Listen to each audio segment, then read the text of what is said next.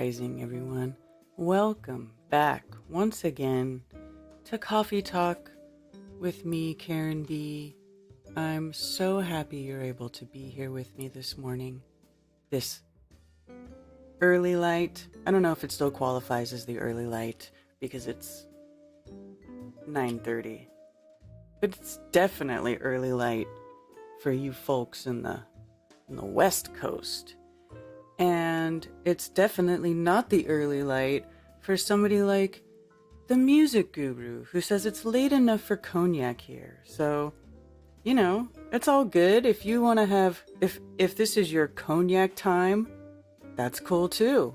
I mean, I feel like the music still fits for cognac time. Rob Cleveland, good to see you. Jameson Kimbrell, Mark Wontraba, and Tom Nixon. Tom, thank you. I thank you for the mail, by the way, that you sent to my P.O. box. I love getting real mail, so that's cool. Thank you.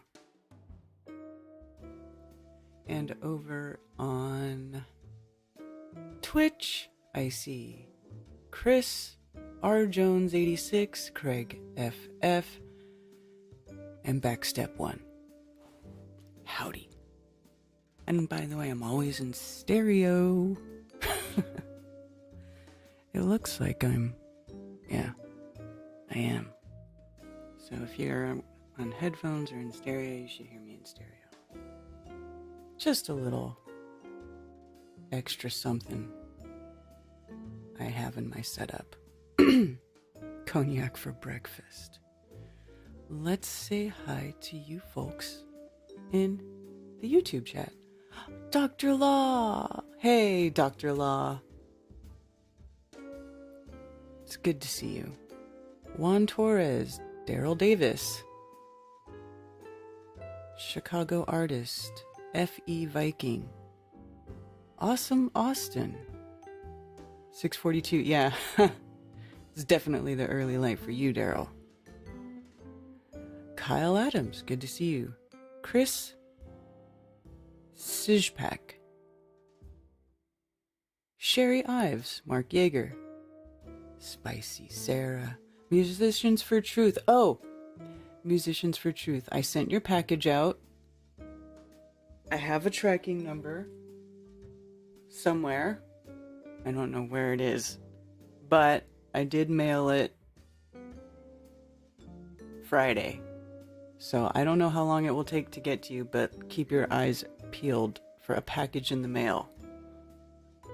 I sent you some pics, and then I also sent you some other Flat Earth swag. So hopefully you like it. All right. Who else? Where was I? Jason Starr, Vertec, Coffee blah blah, Coffee blah blah, Mr. Oakeel, Thunder Chicken, Anonymity, Carl Taylor. I'm counting how many cups that is being poured. Well, it's on a loop. It's a lot of coffee being poured. But I like the loop in the beginning because I kind of start the stream and I give everybody time to come to the stream because, alerts take a while to go out and, who knows. And, it's a casual show, so I let it loop for a little bit, sometimes longer than others. Today was probably a little bit long, but gives you guys time to get here, gives you time to get your coffee, get you time to get situated and comfortable. And then if you're watching it later, it's on a loop.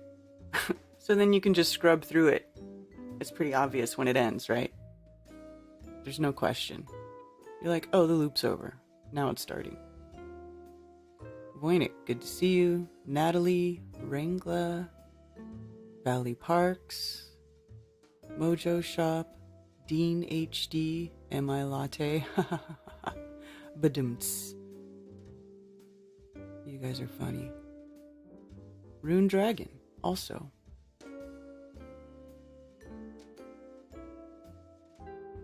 You gonna be in Spartanburg this weekend?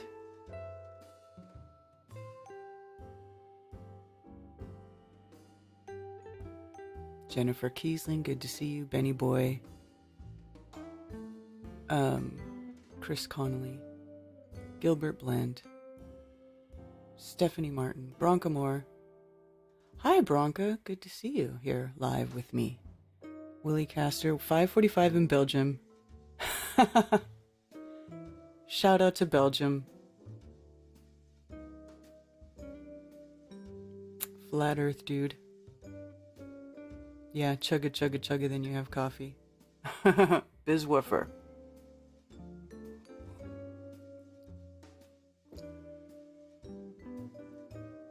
Spicy Sarah.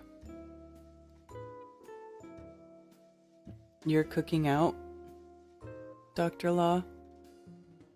On the 4th? Hang out on the 4th? Possibly. Possibly. I want to have another cookout too. Now that Sarah and Griff are here, I need to have another cookout so they can come over. So they can see where I'm at too. They need to know where everybody's at. I don't know if they've been to Bob and Cammy's yet. Have you? I see Sarah in chat. Have you been to Bob and Cammy's yet? Because, yeah. Or even Grounded Extracts, James and Najla. Because you guys are all down in the same area. You're all within minutes of each other. And I'm like out here. I'm the odd one out. Where? In Spartanburg, Law?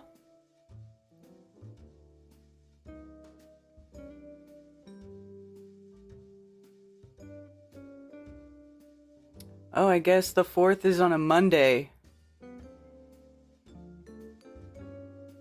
This coming Monday. I'm gonna have my children's back. I don't have my children's this week, but my children's will be back that week. Oh wait, no. I'm looking at the wrong month. Let me check that for sure. So, yeah. Yeah, that's true. That's exactly how it's gonna work out. Okay. Yes, Monday. Boiling Springs.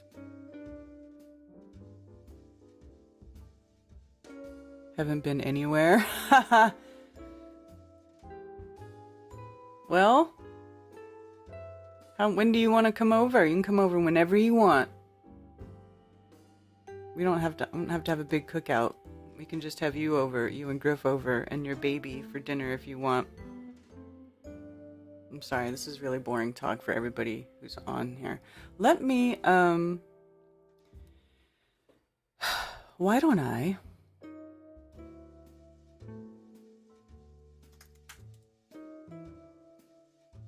Oops.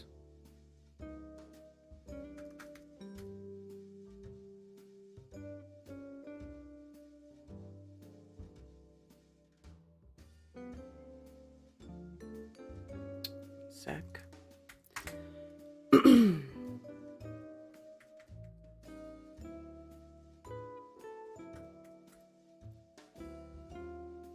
So, I have like about 500,000 tabs open on my computer.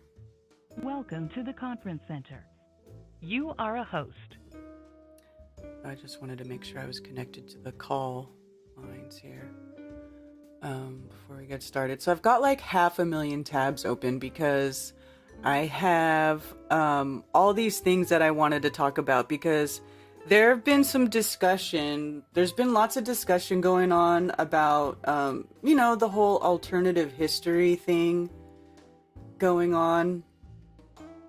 And one thing that I keep seeing, and I get, this is like I'm going to go ahead and blame John Levi for this.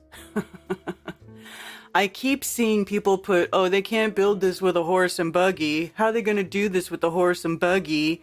As if they use like a standard traveling regular horse and buggy that is just meant for going down a worn road, just from getting from point A to point B, as if they would be using that for construction, but that's not how it is. If they were going to be using horses They would not be using like a typical horse and buggy that you are used to thinking of. Okay, they've got heavy, there's a difference between a regular horse, like a smaller horse that's like probably more efficient because they eat less food and they're not as big and bulky, right? So these smaller horses, like regular horses that you normally see people riding, they'll pull carts and buggies and stuff, and that's just meant for basic travel, just for transportation. That's nothing to do with work or workhorses or construction or any of that stuff. The horses and the equipment that are used for construction are 100% different than the horses and stuff that are used for construction for than the horses that are used for traveling. Static in the Attic? Yeah. Oh, I didn't see it. I'll have to go watch it. Maybe I'll go look at it while we're chatting. But Static in the Attic, yeah, he does good stuff. And also, workhorses are giants, exactly. Let me see.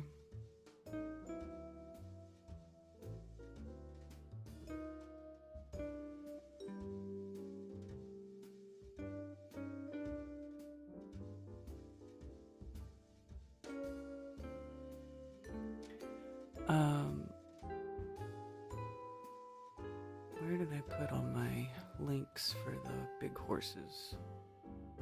I hope I didn't close them all. Oh, here we go.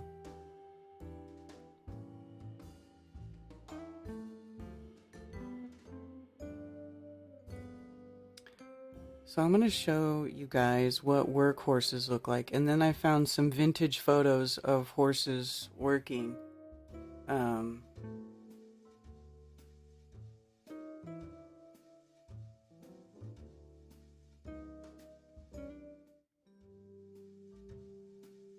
here, I'll go to this one.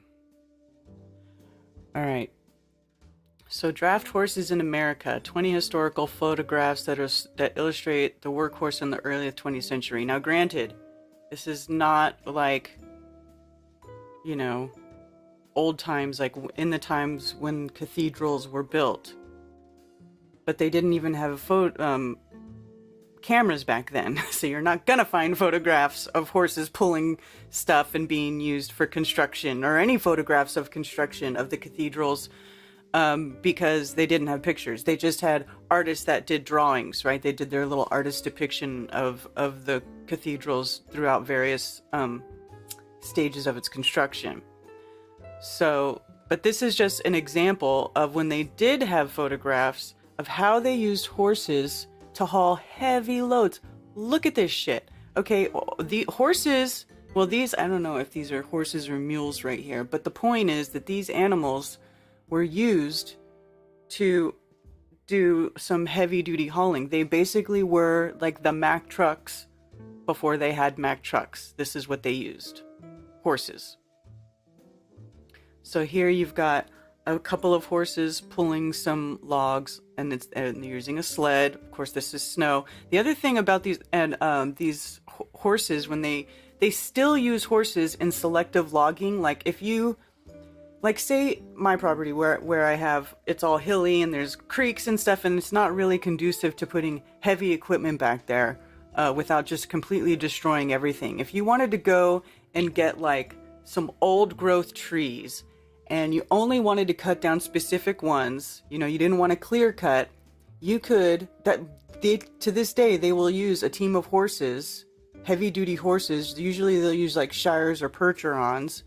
They'll use these horses to haul out these logs, these heavy duty logs from precarious places that you can't put heavy equipment. Okay, so yes, I know this is not them, you know, I get it. And I'm going to get into the other details later. But I just wanted to show you guys what actual workhorses look like and what they were capable of. Because I feel like people don't know, or nobody ever talks about it. They just go, oh, look at this horse and buggy, you know, horse and buggy. right? Images. So they'll show you stuff like this, right? Clearly nobody's doing any heavy lifting or hauling with that, right? These are like your typical horse and buggy, which is just meant for transport, you know?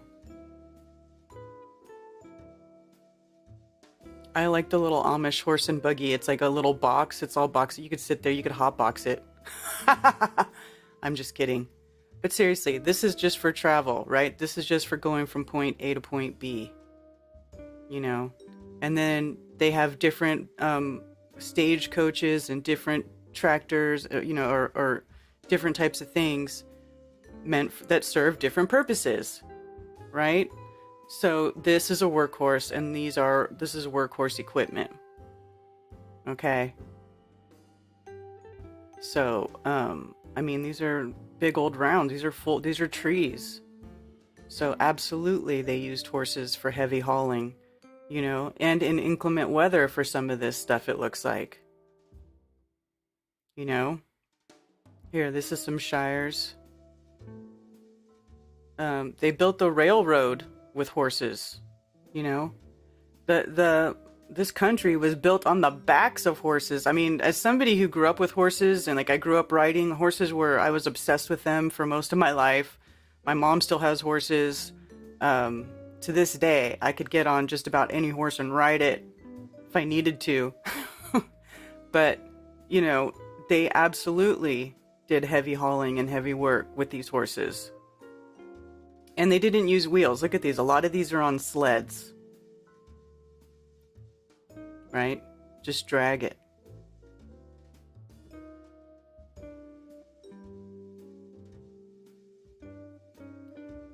So anyway, that's the first thing I wanted to get out of the way. They don't use horse and buggy for construction, but they definitely use big horses for...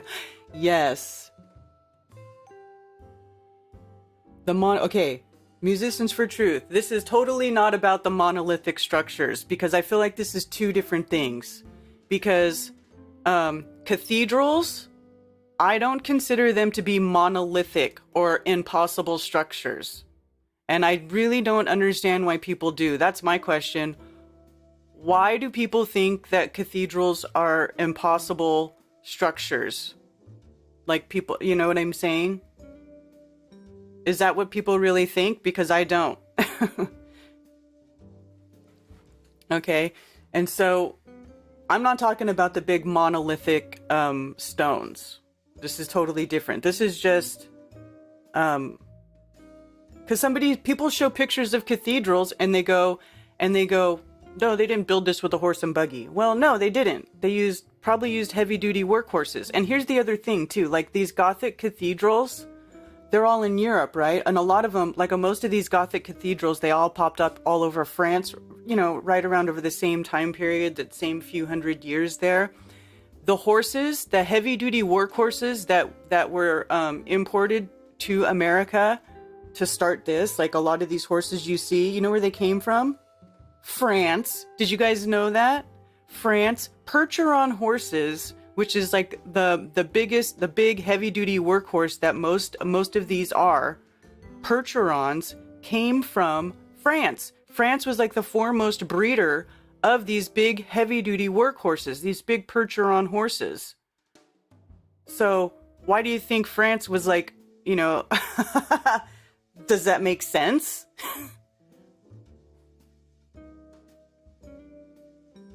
Look up war horses used to pull tanks and stuff through the mud and up. Yes, I know they've used horse. I have a tab open here that talks about the history of horses and humans, like the symbiotic relationship that are, you know, basically, you know, we've been using horses to build our civilizations for eons. That's right, Austin, you grew up with horses, you know. You know, everything is measured in horsepower. All cars are saying how when they tell you how much power, how strong your engine is, what do they tell you? They measure it in horsepower. You know why? Because horsepower built everything that we know about, just about, like everything up to this day till we were able to build big heavy duty machinery to do stuff. Horses are what we use to build everything. You know, and they would construct, I found some diagrams where they construct these elaborate pulley systems, and then they'll have horses hooked up to this big pulley that turns this big wheel, which is like a huge, it's like a old crane. It's like an old day crane.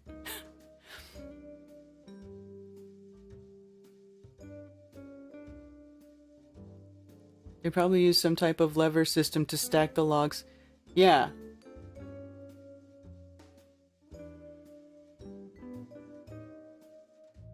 I don't believe the history books on cathedrals. Okay, well, why not? You can't just say I don't believe it. What specifically don't you believe, and why don't you believe it? Because I spent a lot of time looking at some of this cathedral stuff. You know what's funny? It's because, you know, people show all these cathedrals, and oh well, here, let me go to this history of the draft horse. Okay, so now this is most of the time now they'll do these heavy pulls as competitions, obviously, because now we don't really need per se horses to do our heavy lifting, although the Amish people still do use horses quite a bit. But history of the draft horse, this, you know, I don't necessarily believe even this, you know, the Ice Age leads to a heavy type of horse, and they talk about evolution and different types of horses and how the horse evolved from, you know, they say that the first horse was this little tiny creature that was like the size of a cat. You know, I don't, you know, obviously there's going to be some bullshit interlaced in here because, you know, the globe and the globalism and their bullshit lies have permeated absolutely everything, you know, all education systems, all the schools, you know, in the Western society, you know, it's been absolutely saturated. Okay, so clearly there's going to be some BS, you know, but not all of it. I mean, there's going to be some truth mixed with the lies, right? And the point, the whole thing we have to do is get together, examine it, let's talk about it, and let's figure out which part of it is bullshit and which part of it is true. Right? Okay, for me personally, when I was looking at how these cathedrals were built, over this last week, I've spent some time, you know, looking into it a bit. I don't see why they couldn't have built these at that time. They used a lot of wood, so much wood to the point that France clear cut its forests. And they got to the point when they were building these cathedrals that they had to even import the wood.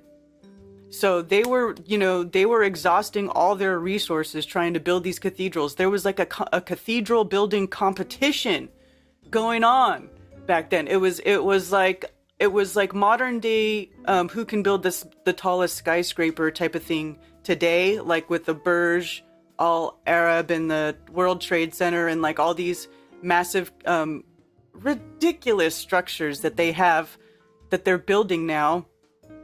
This is like what they were going through, but back for that time, that was their impossible structures, you know, their skyscrapers, and they took hundreds of years to build them. They built them really freaking slow. It's not like they erected them over time. You know, according to them, they're saying that it took them a long time to build them, and sometimes they didn't get completed for well over 100 years. Sometimes, and here's the other thing people don't talk about. If you look into the history of cathedrals and cathedral building and design, a lot of them failed.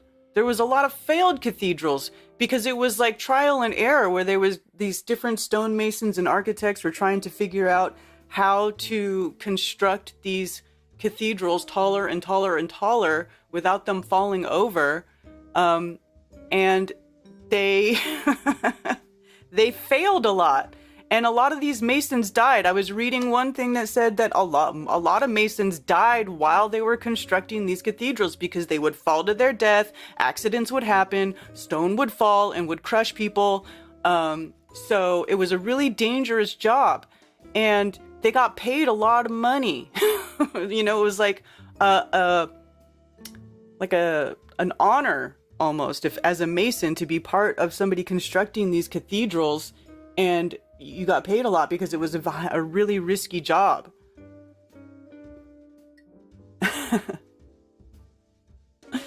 So to me, I'm just wondering, I get that I'm not saying history is accurate, but you can't just say it's not. Let's talk about, okay, today we're talking about cathedrals in specifically cathedrals, which people want to go around and call Tartarian architecture or Tartarian. But if you look at the cathedrals, there's different types of cathedrals. They have different styles, even between like Italian cathedrals, which are called Duomos, and the Gothic cathedrals that are in France. You know, there's different types of cathedrals, and you can see like the evolution of their design.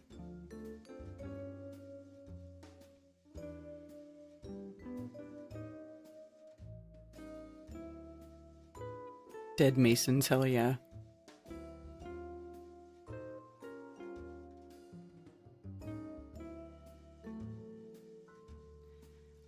F.E. Viking. I've been an architect and project manager on large projects for 30 years. The number of large and ornate buildings in the western U.S. don't make sense. What do you mean, like the modern ones? Or the older ones?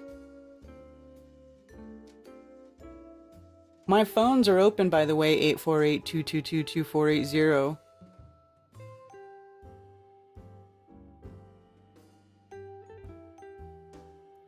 I have Mennonites near me. They drive horse and buggy or pickup truck sometimes. Still a hard-working motherfucker. Yeah.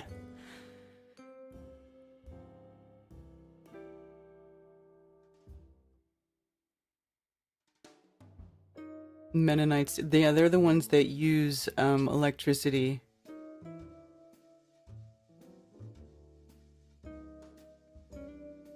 All the scaffolding was wood back then, yes.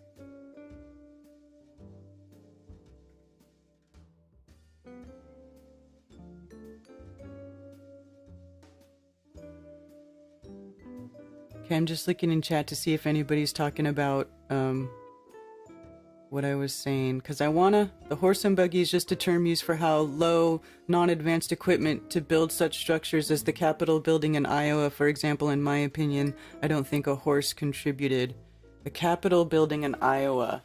Okay, well is that a modern building? Let me see.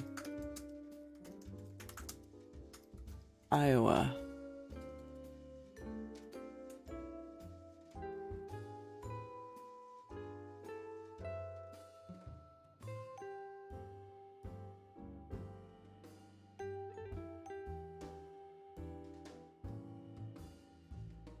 So that's this. Okay. That looks similar to the courthouse in San Francisco, actually. Don't think a horse contributed. Well, Iowa State Capitol building. Let's see. What do they say?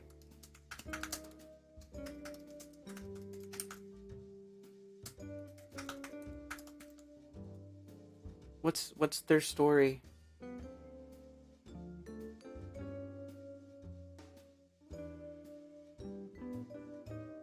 The building was dedicated in January of 1884. The present Capitol building is Iowa's third since statehood in 1846. The first Capitol building was located in Iowa City, called Ownstone Capitol. Blah, blah, blah. Construction, the main dome begins.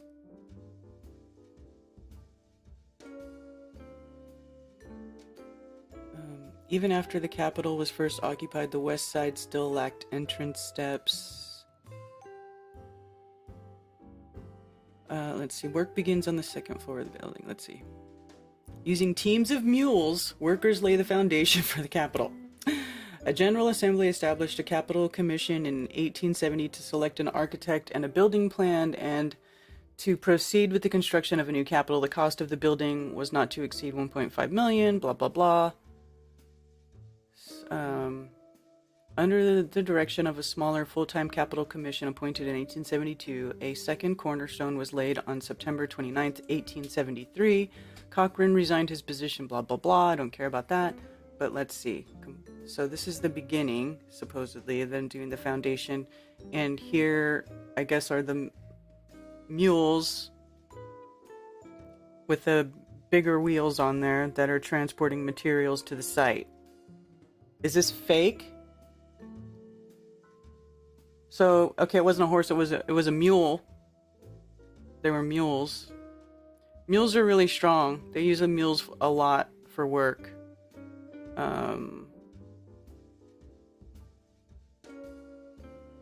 So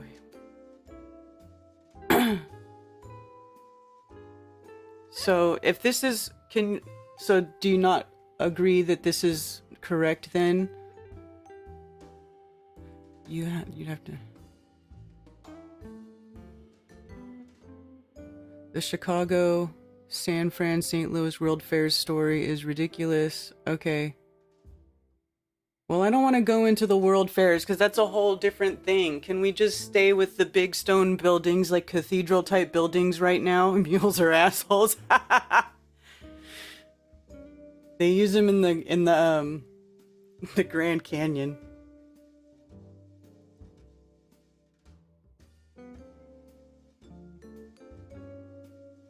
Five domes.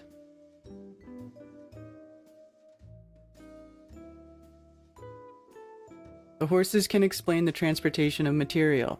They can also help lift the material up to the heights they need it to get to, though, if they have a good enough pulley system set up. Daryl Davis says, try and explain the cymatic resonance built into cathedral.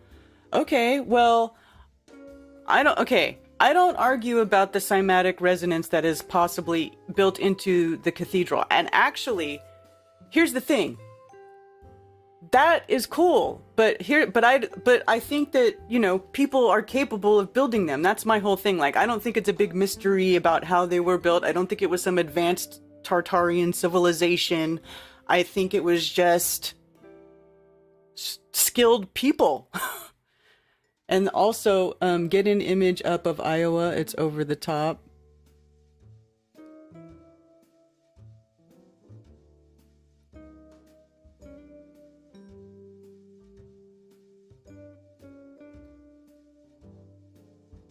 Okay, cathedrals are of mysterious age. The world's fairs were built unset. Yeah. Okay, I don't want to get into the world fairs. There's too much. Let's just stick to one thing. Or try to. I'm totally down with the cymatic resonance possibly being built into the church, but here's my thing. What these old cathedrals were built for, they were built by the church, and I do believe they were used as a like, it's like the first iteration of the state. Like, they were used as a representation of the church and of a way to control. I mean, they used them for, when you were born, you get your first communion. When you die, you get your last rites. You go there for confession. You go there for getting married. You go there to baptize your children. Basically the church was like, it was in your life, like your whole, it became like the center point for all of that stuff. It's like basically the first iteration of a state, because this is before they had states and stuff like there is now. But like, they had like kings and queens, and it was all like whatever. But this is just, this is not a cathedral, by the way. This is that Iowa building that's showing right here. So what about this building?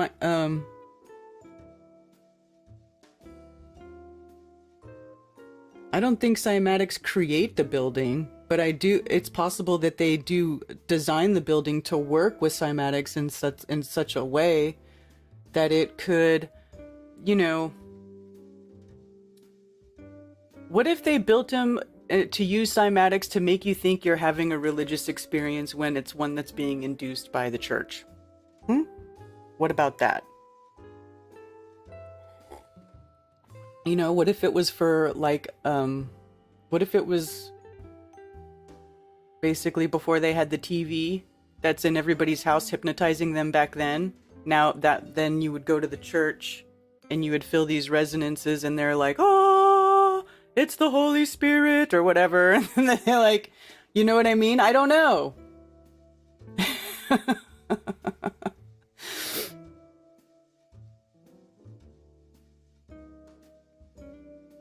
My thing is, if we believe what Google mainstream narrative says explaining when and how these structures are built, it's comparable to believing NASA's explanation of so-called space. Okay, well, I disagree with that. And I'm going to tell you why right now. Because there are people who reconstruct this stuff. Okay, you guys? There's people who, they always talk about, like, if you're, okay, I'm going to close all this stuff right here, okay? So there's these old school Nova documentaries, building the great cathedrals, okay? These are like old things from, I forget when was this? Not, and this one's not super old. This one, it says 2015, but I think I looked it up and it was not 2015. It was a little bit earlier. I think it was 2012 or something like that. Anyway, so I watched this and, you know, this is not, this is what, Nova PBS, right? Okay, like I'm not going to say everything that they talk about in here is true, right? But when they talk about the architectural part of it, it makes sense. It makes sense. And here's the other thing. They show the different pictures of the different types of arches and how they evolved over time and how they were able to get, they were trying really hard for a long time to get the spire and the top of the church higher and higher, right? So it was talking about how the earliest cathedrals built were really, really thick and bulky, right? Because all of the walls were load-bearing walls. They weren't using these different arches and different types of advanced construction techniques where they displaced the weight in certain ways by, you know, constructing certain types of arches. They just did big, thick, bulky walls, and then they had little windows, right? So it shows the old churches with the little windows, and if you go to Europe, and I spent like the entire month I spent like a month in Italy with my mom back in 1998, and we rented a car and we were driving all over the countryside, and we went in, and they have castles everywhere, and we went into all these little castles, and we went into a lot of Duomos, which are these Italian cathedrals. And I've also been inside of Notre Dame. I went to Paris, France, and I went to Notre Dame.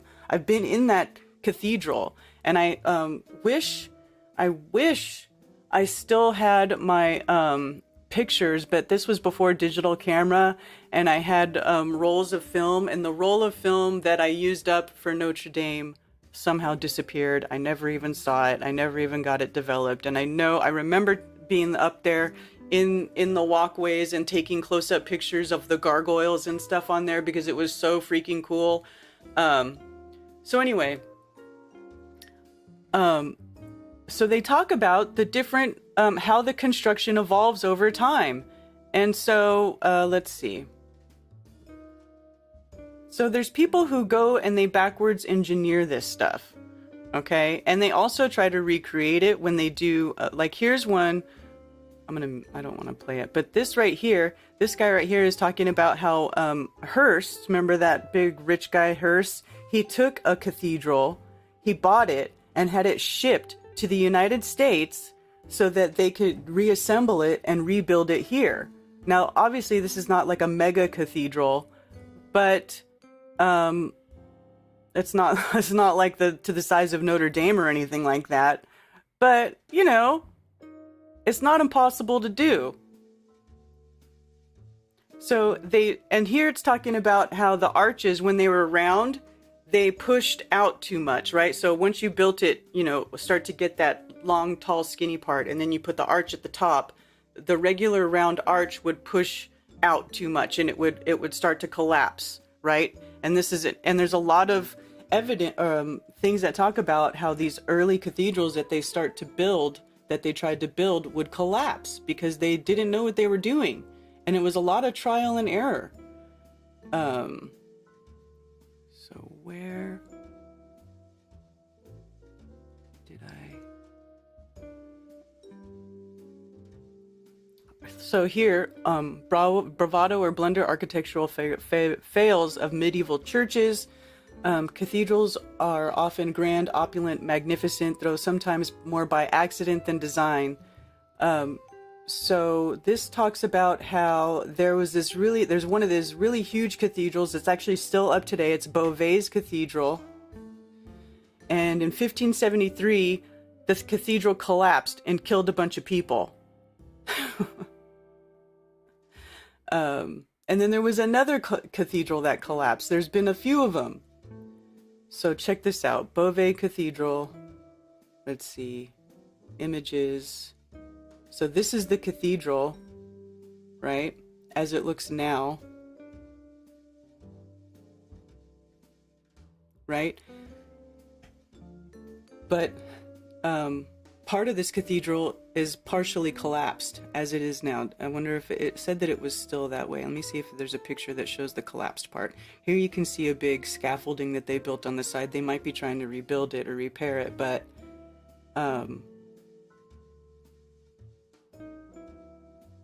yeah.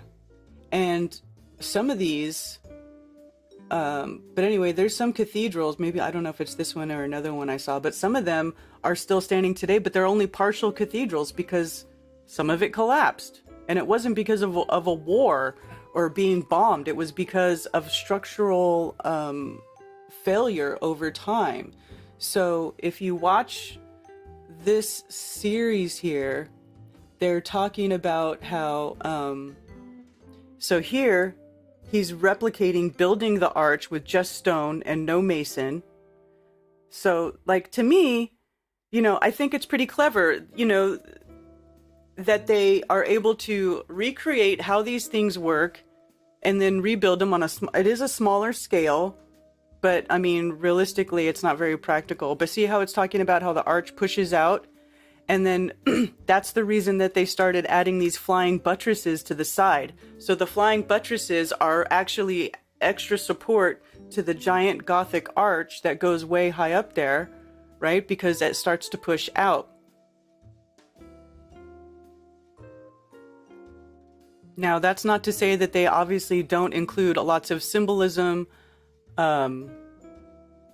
and maybe use of cymatics or some sort of resonance principles in how they design the cathedrals, like the proportions they use are numbers. The other thing that this program talks about, like the proportions they use in the cathedrals are out of the Bible. They use,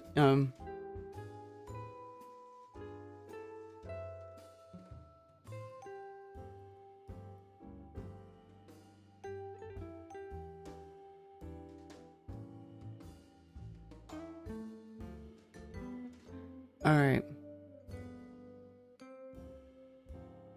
I'm just going to check chat and see if, oh, I have a caller.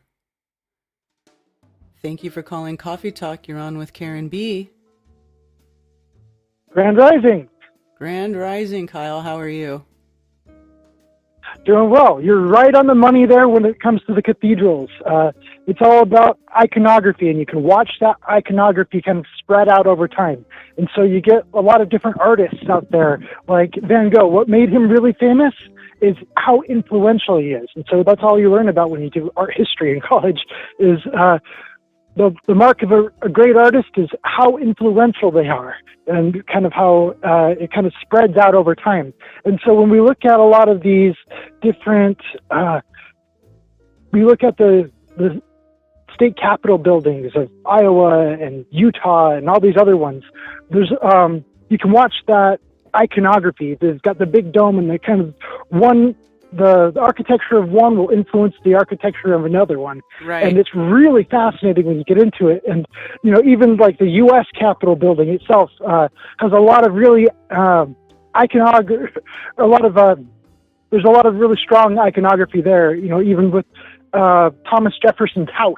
And it's they all have this dome on them. And the fascinating part about it is that dome represents the firmament. And it all traces right back down to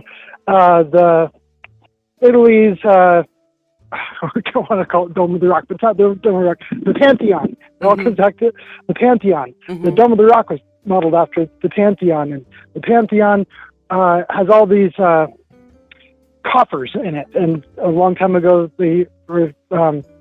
one historian said they used to have little gold engravings in there that would represent stars in the firmament. And I just thought that was fascinating. I did a video on it about a long time ago. But I need to go back and remake that video because, yeah, those before I had my newer microphone, and yeah, just things have changed. I could do so much better.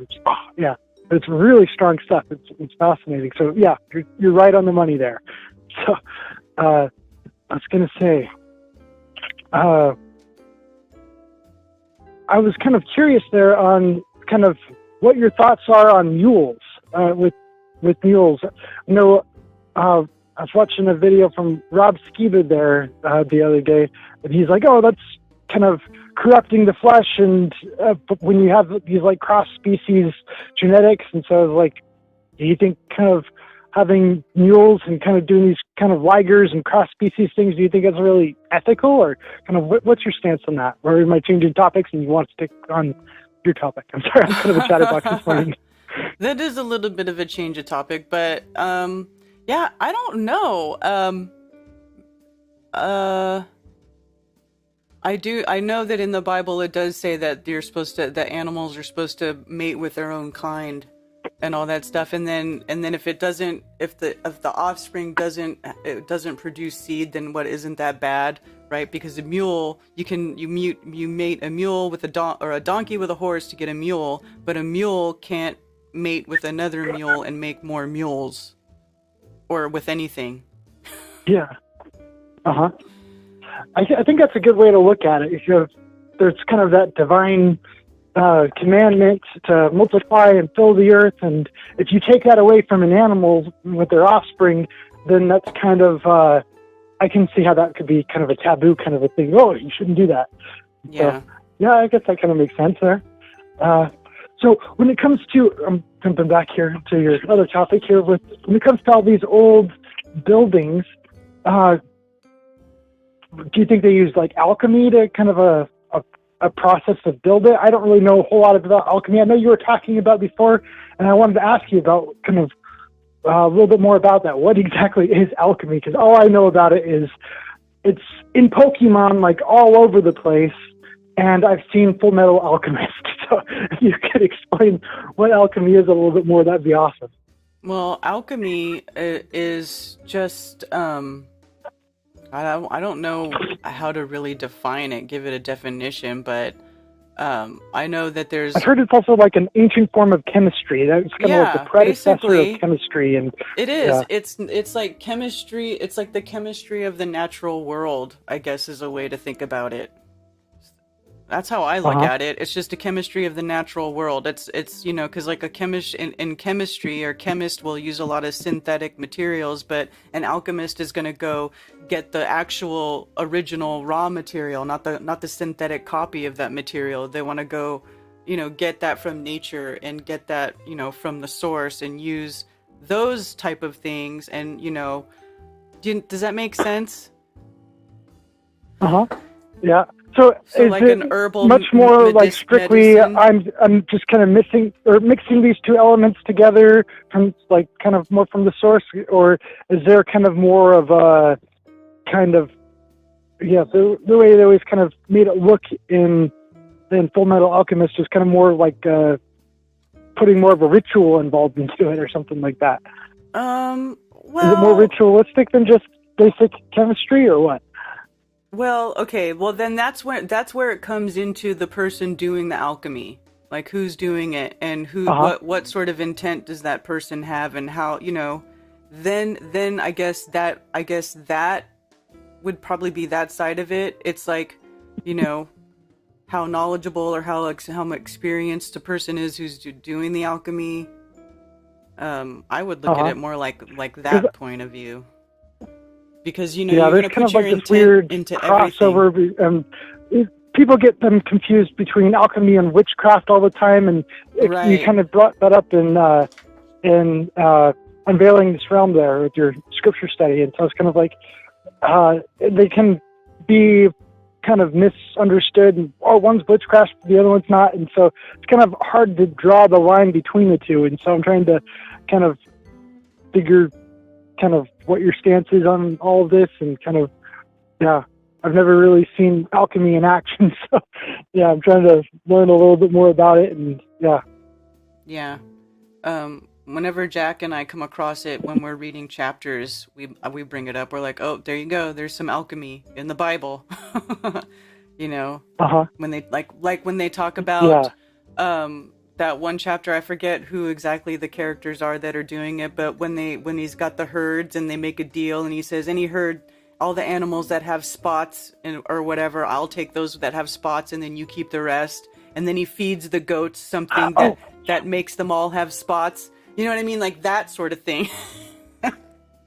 That's alchemy, huh? Well, I had someone ask me about that. Yeah, I mean, I can't. I mean, I would think that would be an example of it. So he knew what to feed these goats so that they were more likely to have these certain types of markings when they had their babies, or something about it. I don't know.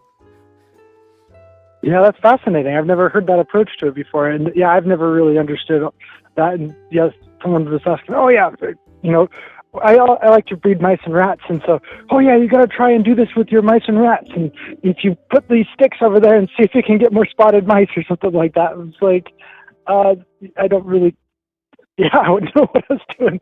I could try, but I don't think it would work. But yeah, but again, I don't know anything about alchemy. But yeah.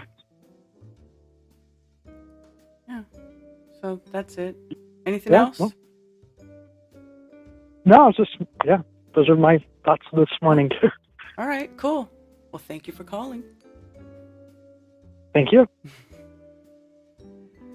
Yeah.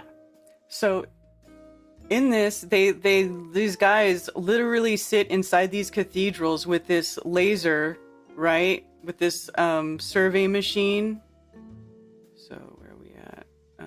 2346. So we'll go back here. So here, they're in here and they're taking a laser scan of the cathedral to measure it to see where the structural weaknesses are. And then they start to figure it out. That's when they start, measuring these different things, and then they enter them into their construction computer model, which obviously it's just a model. But then they also build a small scale model where they're seeing it themselves, like the point of the construction. And they also talk about how, like right here, they have to have this flying buttress right at the very right point of this arch to support it so that it doesn't fall down, and then they can build it higher and higher. And then not only do these flying buttresses serve a structural purpose and give these cathedrals that really crazy, like, Gothic look, because it is a really interesting look, right? It's very beautiful. The spires, the big pinnacles that they put on the top also serve a structural purpose, because they weigh down the outside of that pillar, that wall. Okay, so that pinnacle, so when you see the big dome in the center, and then you have the flying buttresses, and then the big pinnacles sticking off of the buttresses, all of that is to add, I mean, it looks really cool, but they did it to add structural integrity to these cathedrals, and so they could make them taller. Now, that's not to say that they don't also serve other purposes, And then here he shows how if he removes one brick on the buttress, the piece with the, that the whole thing comes collapsing down. So when one of these things becomes unlodged over time, then that's when they collapse.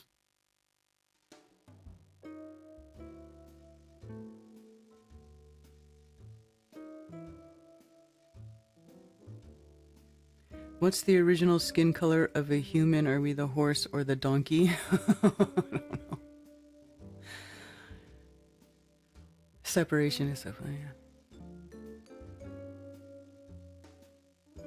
Synthesis of science and spirituality. That's a good description of what alchemy is. I was having trouble coming up with a way to describe it, but that's very good. Alchemy is about gaining power in every way possible through knowledge. You can metaphor anything to alchemical language. Alchemy in the purest form is using natural things to see what can be beneficial. Like most things, it can be used negatively by those with ill intent. I agree, Dave Hinkle. Yes. Alchemy is turning water into chocolate. There's an interesting documentary called The Truth About Voodoo Ancient Mysteries. They claim it can create a zombie.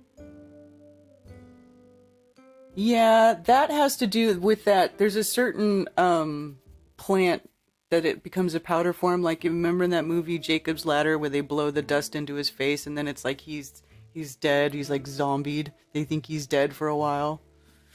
I haven't seen that movie in so long. But anyway, look right here. So here they are also talking about how a lot of these cathedrals that are over there, they are structurally failing, a lot of them, and so you'll see that they add these second buttresses. Like there's this one cathedral, I don't know if it was Beauvais or whatever, but they noticed that the arches were starting to fail, right? Because their cracks will start to form in certain parts of the bricks and stuff, and so they go and they add structural reinforcement to all these old buildings. And I remember seeing them do it when I was in Italy, dude. They had scaffolding on just about every building. The Leaning Tower of Pisa, you used to be able to go into the Leaning Tower of Pisa. See how these cracks are right here? Because the arches are pushing out. The pressure is on the arches is pushing out, and it's starting to get structural failure. So, these, what was I saying? I can't remember now. Pillars of the Earth series based on medieval church building. There was a plague and all wore a mask and used vinegar to clean. Whoever built the cathedrals didn't have years of drinking and dumbing down. That's for sure.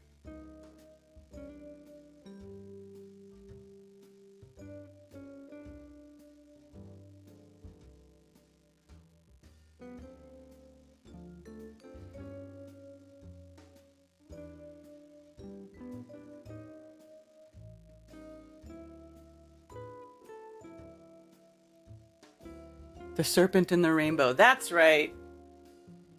Thank you, Josh. That's exactly what I was thinking about, that movie. The Serpent in the Rainbow. Anyway. So, as far as what they used these cathedrals for, I feel like it was, you know, it was an icon. It was an idol. They've always been wanting to replace themselves as the creator, right? They were telling you just by them, you know, these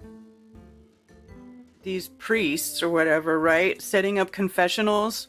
What is that? That's like the original form of data collection, right? They would have people go in and confess to the priest, and then they know everything about what's going on. You know, they know all the little dirty secrets of the people, right? They know how to manipulate everybody.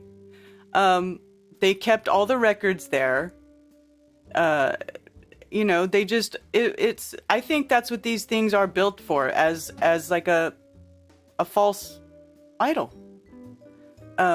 I don't, you know, and everybody talking about, oh, maybe they were doing cymatics, maybe they used it to heal people, blah, blah, blah. Do you think so? Maybe. Here's what I think. If they really wanted to do something like that, I feel like they don't need a cathedral like that to do it. Maybe they used it for that. Maybe they didn't. I don't know. But I don't think, my point is that I don't think that these are, impossible structures. They're impressive and they take hundreds of years to build, and people died building them, and it wasn't freaking easy. And, you know, and I get that, but I just don't think that these are, you know, that's just my opinion.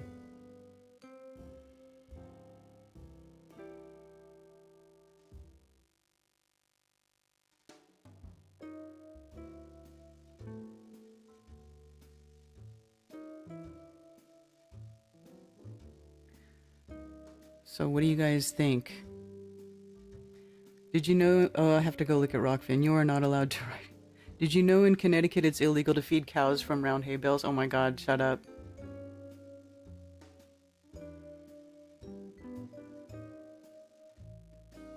Riding my cow. Hi, Ben! Real horsepower.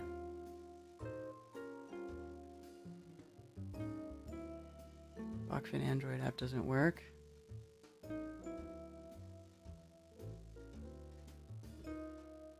Huh?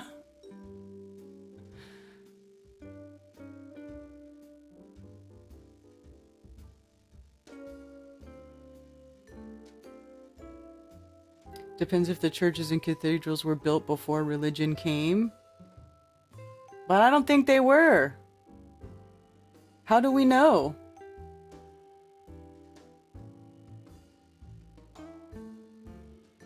I mean, the whole thing is based around religion. All cathedrals are even in the shape of a cross. You know? And they all have carvings and depictions of biblical stories on them. You know, a lot of the carvings and stuff, it's basically, and also the stained glass windows are all stories from the Bible. So could they have been built before religion? It doesn't really make sense. I don't know. I mean, I'm asking.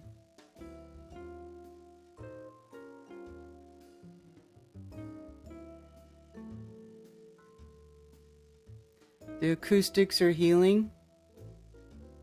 Okay. Well, here's my question. Let's go, does anybody have or heard of anybody recording or going inside the cathedral with like a sound meter, a reader, to see what kind of resonance is inside the cathedral? Because I haven't seen that, so I would like to know. And I feel like this is something that's well within our abilities to do, right? So, except I can't get to Europe now. I would go do it myself if I could. But somebody should go into the cathedral with like a Hertz thing, with a, what do they call it? I have one on my phone.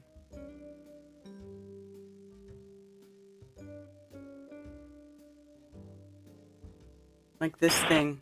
One of these things, right? And then it tells you what the Hertz is. Right?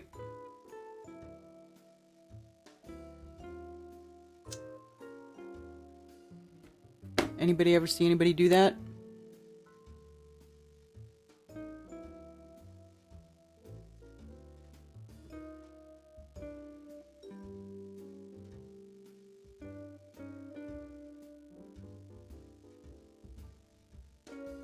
I'm with Fox Mulder on this one.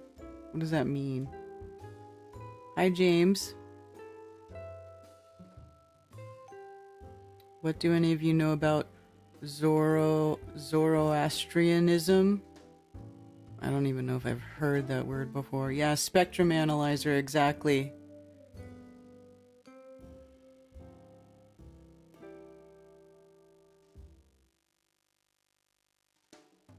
Oh, so that's cool. Annie D. But again, here's the thing. I don't know why. Why does everybody call it Tartarian? I don't get it. I just don't get the use of that word, because if you actually look up stuff about Tartaria or Tartary or Tartar, I don't understand why people would be calling Gothic buildings Tartarian, or medieval buildings Tartarian, or Italian Duomos Tartarian, like that. They're calling like all that stuff, all these different types of architecture from different times, and they're like calling all of it Tartarian, and I don't get that. Why would you do that?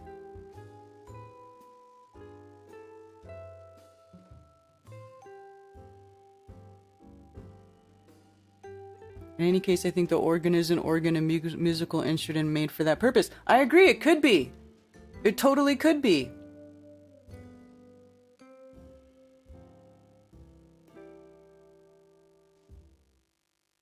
The CIA document is why they called it Tartaria? Which CIA document?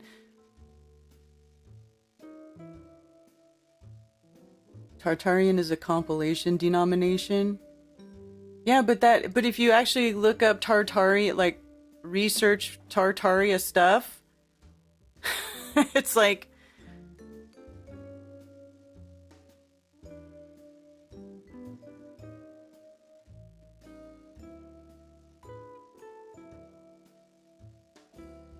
I just feel like things are being generalized and a lot of things are being washed in with other things that shouldn't be, and it's like too much stuff from what we've been told. Too much of history is being written off and labeled as something that it's not, and that's like a really dangerous road to go down.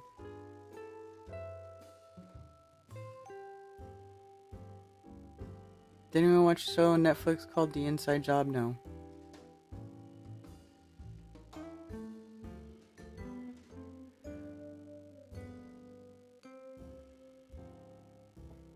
Yeah, totally. I'm totally down with cymatics as a form of used as a form of healing. Totally down with that being a thing. But I just don't know that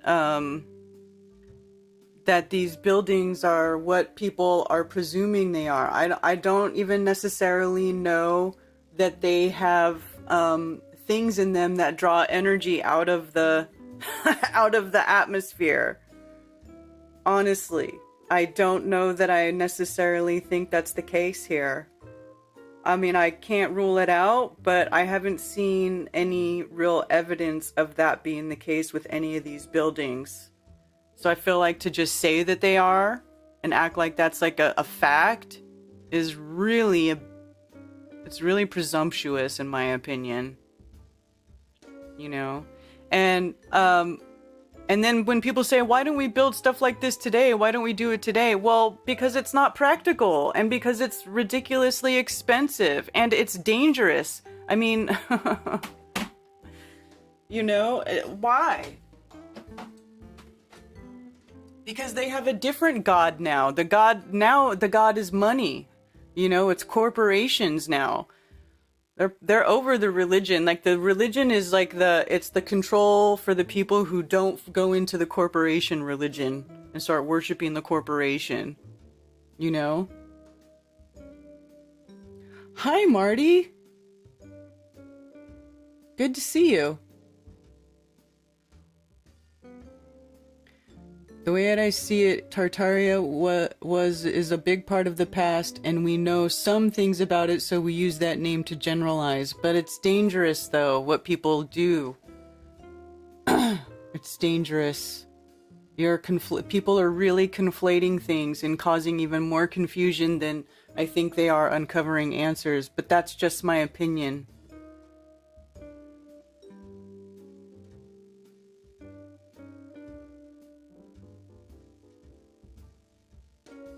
Yeah, I would love to get back to these cathedrals and do the spectrum analyzer inside. That would be super cool.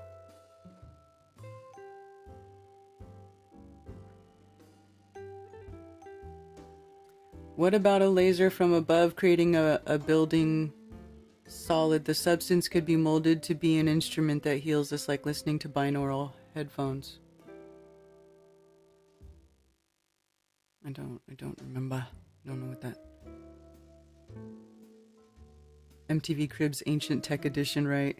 According to Santos, Tartar is Aryan, and it's a battle between Aryan and Atlanteans. I think it's all a waste of time. Grow your own food and you will find no time for these trivial distractions. Thank you, Loving Truth, for that comment. I agree.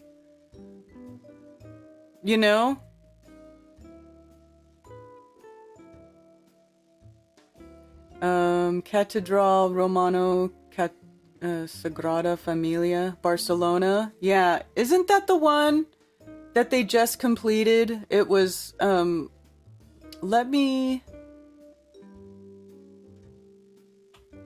search that up.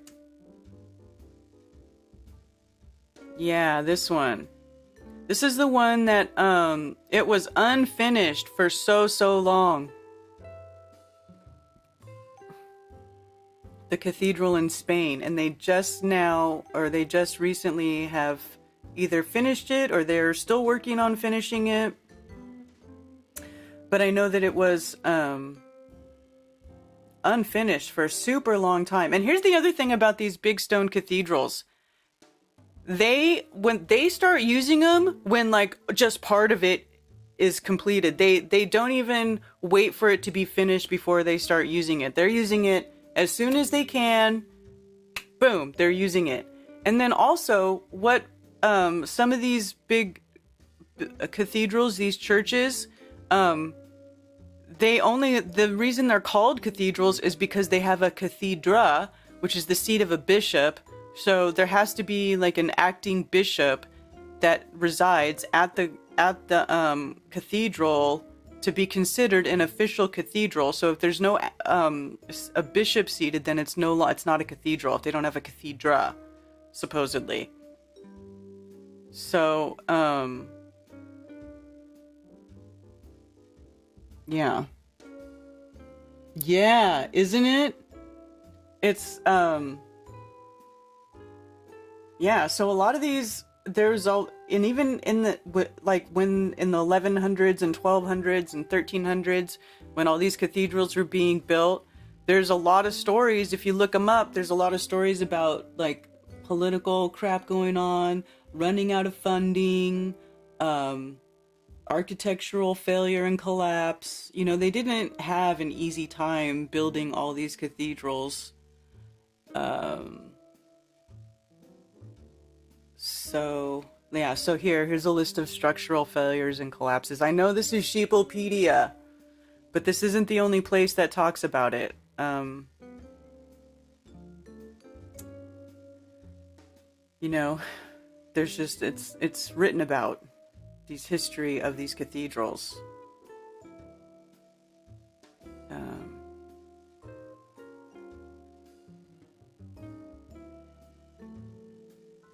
Long into the night, the people of York strove to save the rest of the structure, but the pulpit, organ, and much irreplaceable music were destroyed even before the fire was extinguished, blah, blah, blah. So they have accidents, you know, throughout the ages, and shit happens. So these old buildings are not without their issues. As cool looking as they are. These are like old school skyscraper icon buildings.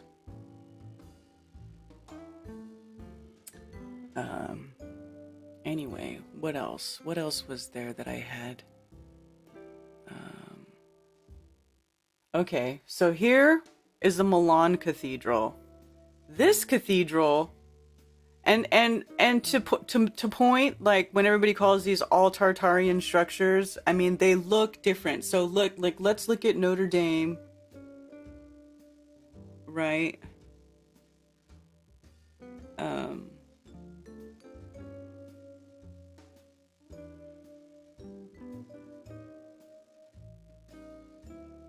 Now you can see the difference in even architectural style from cathedral to cathedral, from country to country.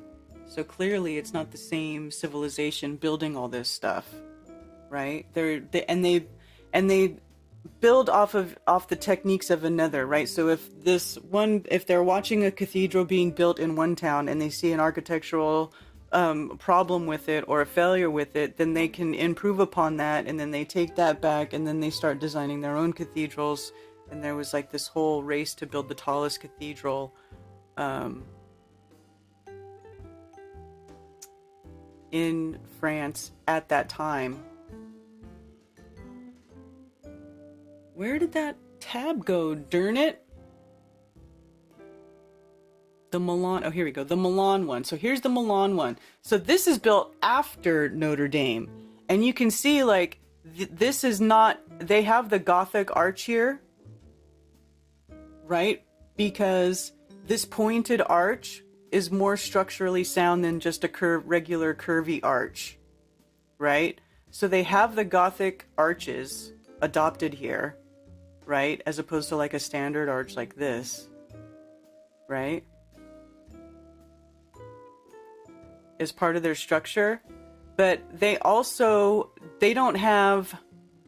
didn't build the arches like so huge and so open that they don't have as much stained glass, right? So they kind of are like in between. They kind of didn't go as thin on the stone as the Gothic cathedrals, right? Like Notre Dame, where they had all that glass, where it's like so much light coming in.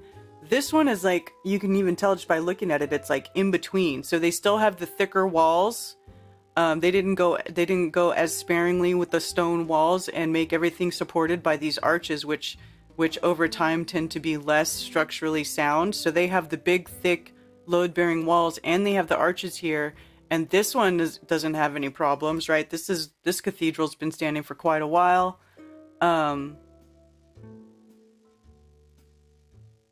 Yeah, it's not.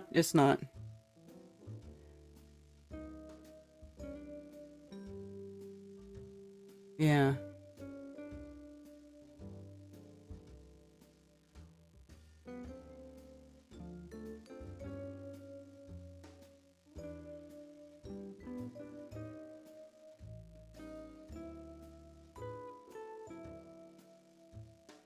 Remember when that cathedral was set on fire and it had all these stories around it?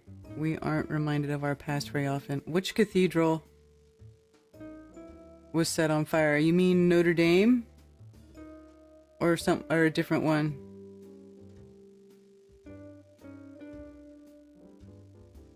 Cathedral cathode. Yeah, that is the other thing.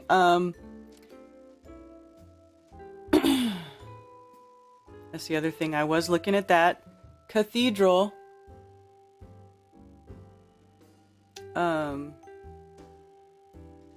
And cathode. Sit it right next to each other. So here we go. So cathedral, the root word kata, word forming element meaning down, downward, but also through, on, against, concerning, etc. Latinized from the Greek kata, before vowels cat, kata, down, downward, down from, down to, below, underneath.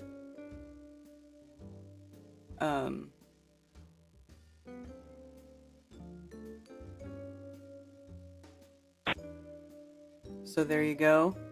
And cathode has the same root meaning, right? Cathode, negative pole of electric current, does away down, kata down, related, Catholic, cathodic, cathodal, cathode ray. So yeah, they do have the same root word.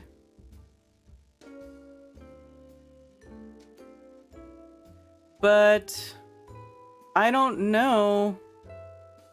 So what's the connection there if they have the same root word? Let's think about this. What's the connection if they have the same root word?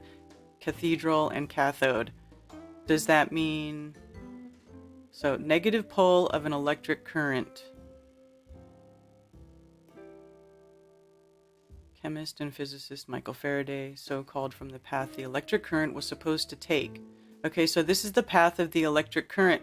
Well, I mean, it makes sense. Okay, so the path of the electric current. Okay, and then what is the term for the creator in the Bible, right? It's Elohim, El, right? What did the elites like to, the elites call them? Their self-appointed El-ites, right? Because they're elevated. El is like the most high. It's like the strong leader, right? So the cathode would be the path of the electric current.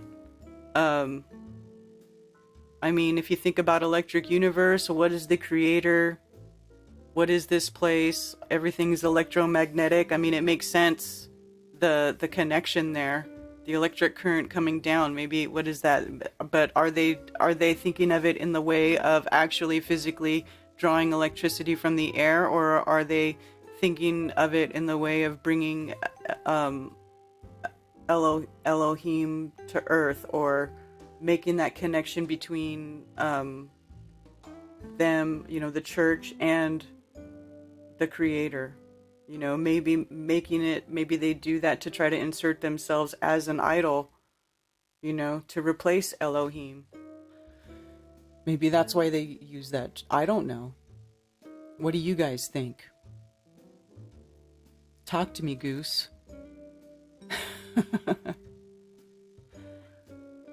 Why do you think they use that? Catastrophe, yeah. I'm waiting at the dentist.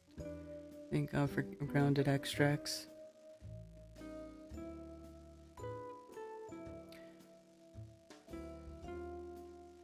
Are there new cathedral skyscrapers? I think they have technology in them for radio or energy creation, Bitcoin mining, but don't think the old cathedrals have one. Yeah, they could definitely be doing that into the new skyscrapers, especially with all those weird antennas and stuff that they put on top. But for sure.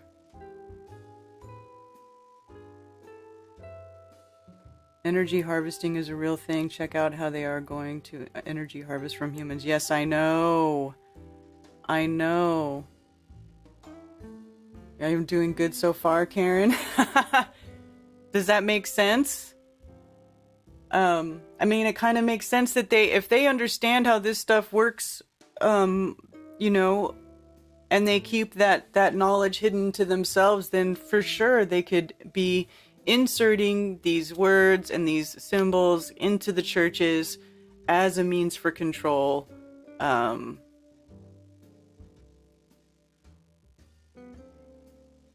That's what I think it is. And I think that, oh, here we go, Catholic.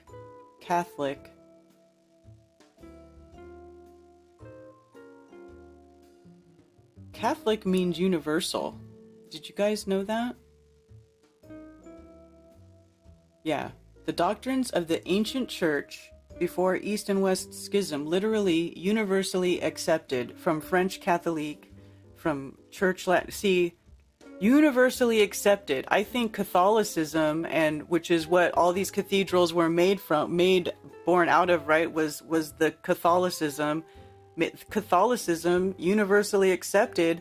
That's like the original. Maybe that was their first attempt at a one world religion. What do you think about that? That's what it looks like to me. That was their first attempt at it. Their first attempt at mass control through a universally accepted religion. Universal, general.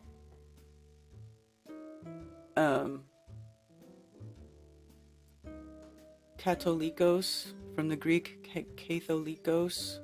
The phrase kath holu, on the whole, in general. Medieval Latin Catholicus was practically synonymous with Christian and meant constituting or conforming to the church, its faith and organization, as opposed to local sects or heresies. See, this is it. They wanted to insert the church. This is basically the church inserting themselves as just in the way today that the state and the government inserts itself into our lives as a third party. This is what the church was doing. This is what the original purpose of these churches is to insert yourself as a third party and like the go-between, the nanny state. It's like the original form of the nanny state, where they want you to conform to the church, its faith and organization, right? They don't want you to feel like you can't have a connection with the creator on your own, right? You have to go to this church and you have to stand in the transept and the resonance and the sound, and that's how you connect to the creator. But if you're going into these man-made buildings, are you connecting to the creator? Maybe you think you are, but are you? Are they intercepting your signals? Maybe they're intercepting your signal to the creator. Maybe that's what it's used for. Because even in the Bible it says, if you read scripture, it says you don't have to go into a church to pray, because The Creator's everywhere. I mean, and that's literally what the Hebrew name of the Creator means, Yehovah. It means existence. All that exists, all that has existed, does exist, and will exist, right? So why would you need to go into this church to connect to God?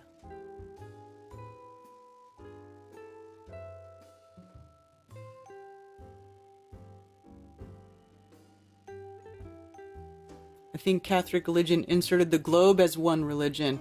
Maybe the Catholic religion was the precursor to the globe, right? That was the precursor to all of it, right? That's why the Pope talks about aliens. That's why the Pope approves of evolution, right? Because they don't want you to actually connect to the Creator, and they don't want you to actually read what the actual scriptures say, because isn't Catholicism the religion that tells you not to read the Bible?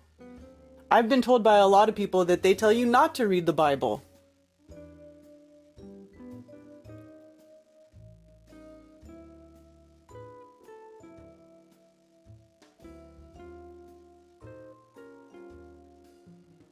I think these cathedrals are from Zoro. Well, let me look that up. I'll look it up. I haven't heard of it.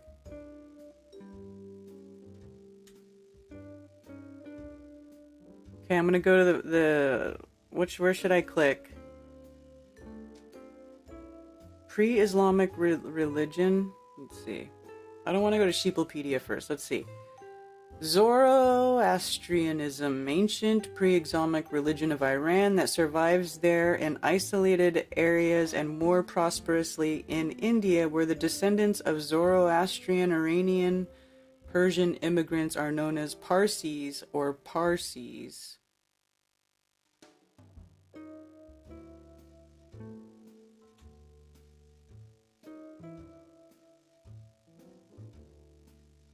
So I don't know what that is, but apparently it's supposed to be an old structure. Ruins here where their Zoroastrian priests officiate a ceremony of the Gahan Bar festival at the ruins of the Zoroastrian temple complex in Iran.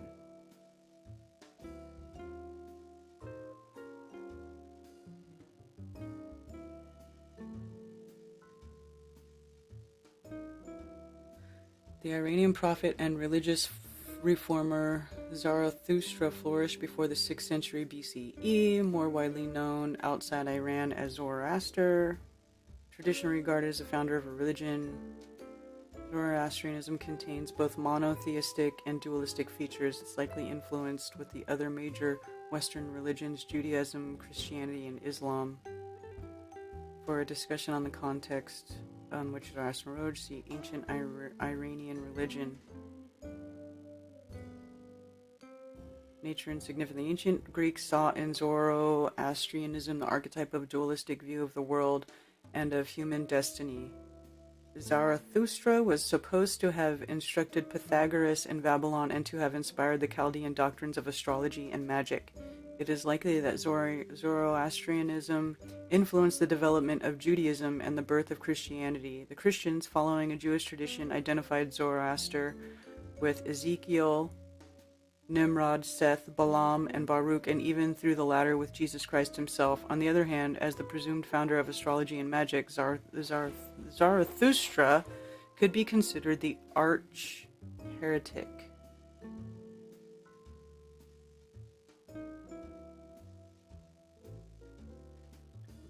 Zoroastrianism was never, even in the thinking of its founder, insistently monotheistic, as,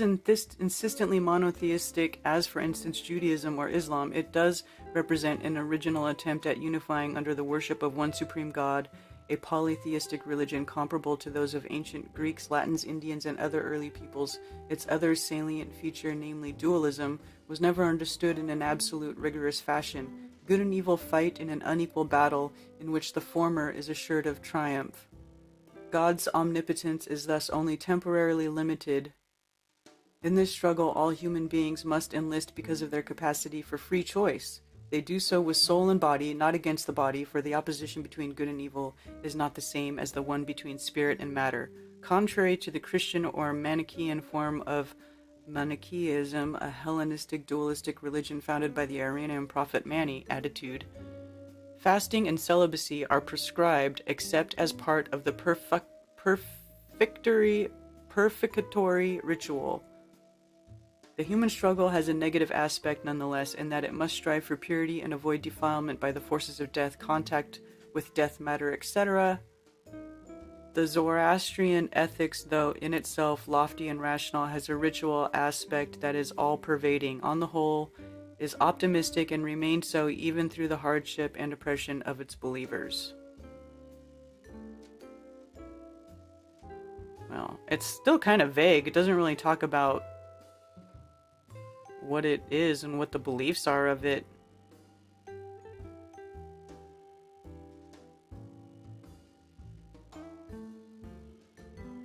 Pre-Zoroastrian Iranian religion.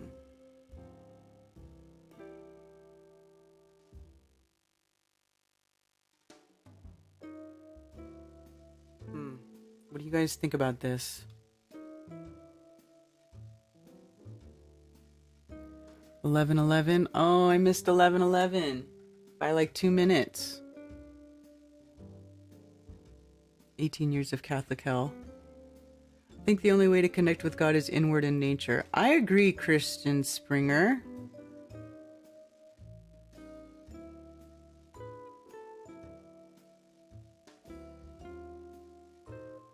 I agree. I feel like you don't need to go to church. You just go out into nature, into the creation if you want to find the creator.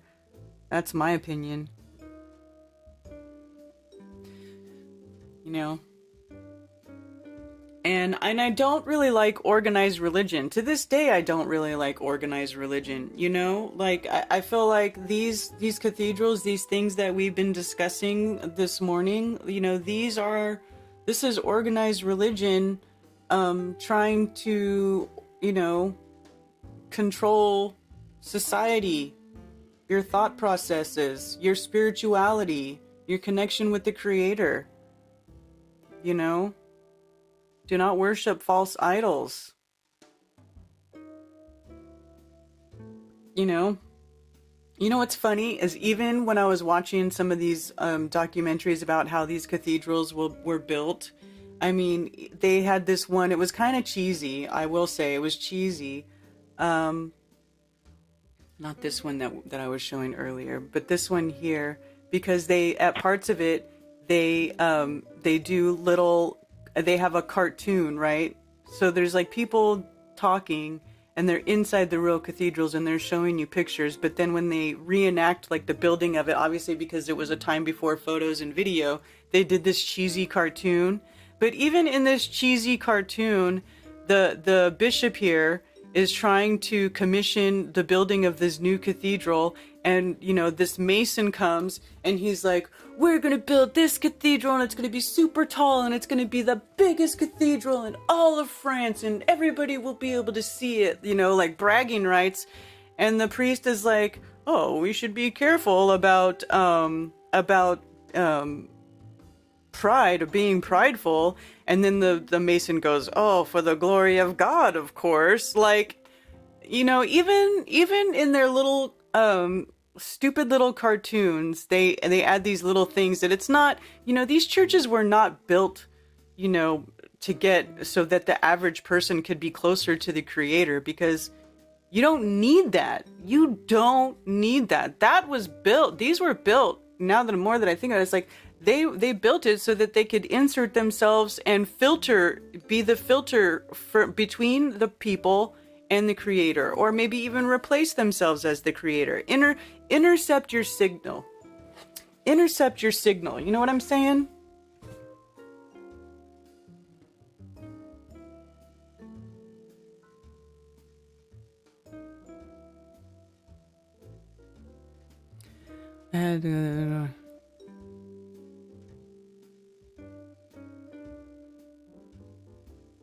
Huh? Hi, Media Bear.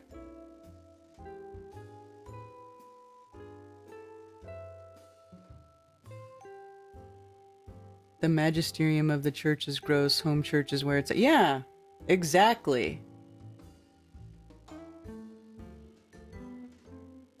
So I'm not sure that there's hidden tech in these old church buildings.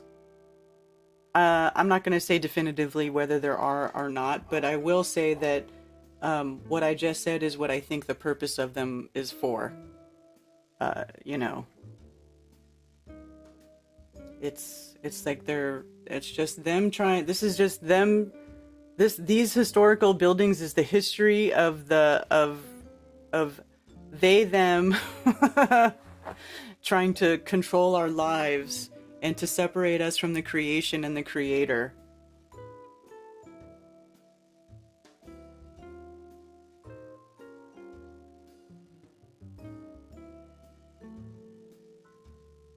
Anyway, so I'm gonna start closing some of these tabs.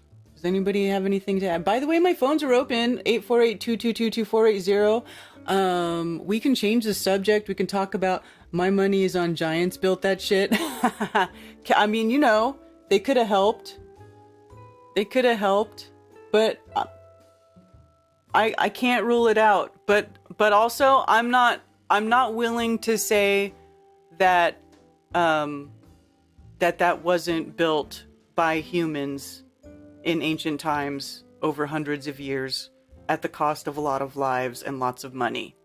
I don't see that outside the realm of possibility of being the case. That's just me. I'm open for discussion. That's why I'm talking about it. That's why I've got it here. That's why I brought it up. I also have no idea. But you know what though, Marty? Wouldn't it be fucking cool? Excuse me. It would be cool if it was giants, right? And we could show that giants built it. I mean, I'm not against it.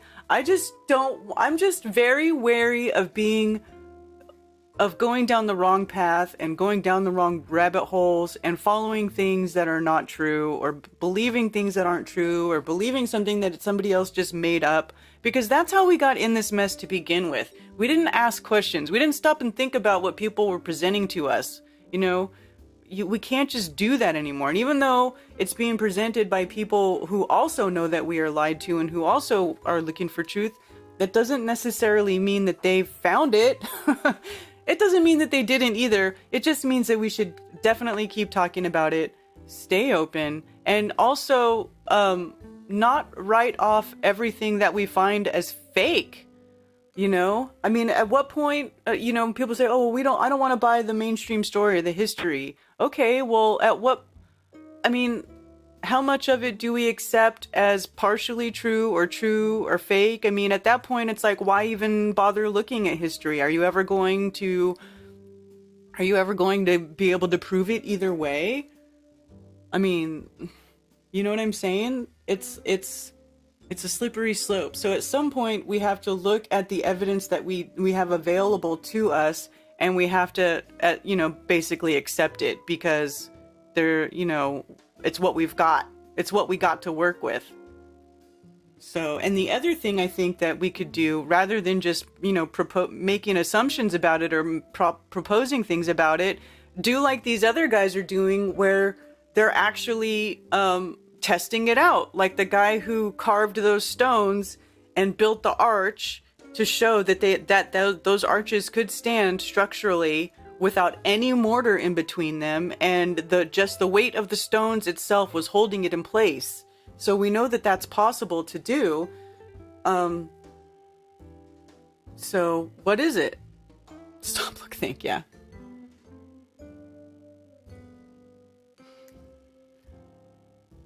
Cautious of trading one fantasy for another. We know more than most without knowing a lot, Carmichael. Yeah.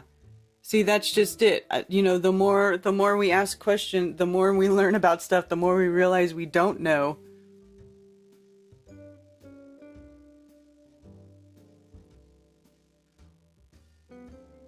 Yeah. I don't even know that it's more advanced humans. I feel like we don't give people enough credit.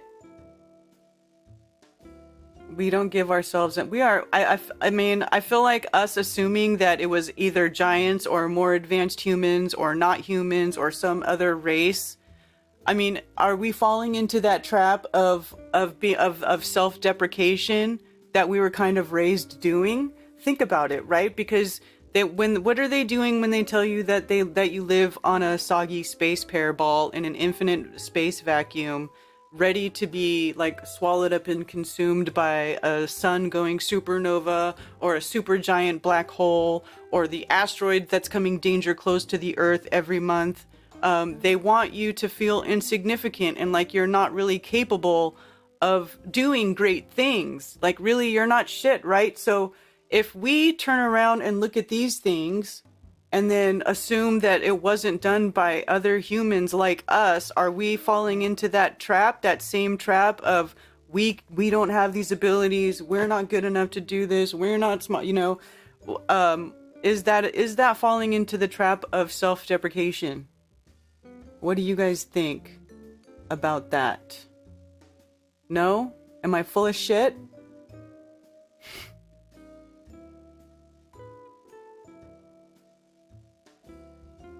According to the Christians, and I'm not one, to Jesus threw the money changers out of church. So there was money in the church, and then they nailed him to the cross for that. So yes, okay. So Karen's absolutely right. Churches have been corrupt since back in the day. Yeah, and think about that, right? Exactly to the point that Jesus was supposedly, if you believe the timeline of Jesus and him being alive 2,000 years ago, whatever it was, and he went into the churches, right? Because there were money changers in there, right? They were corrupt, and that's why he went in and he flipped all the tables over.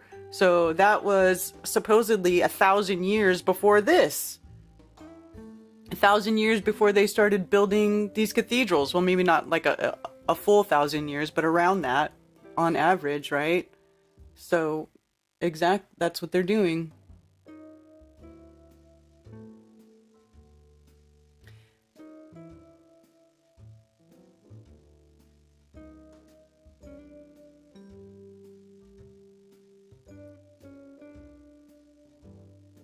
My money is on nerds with technology built that stuff.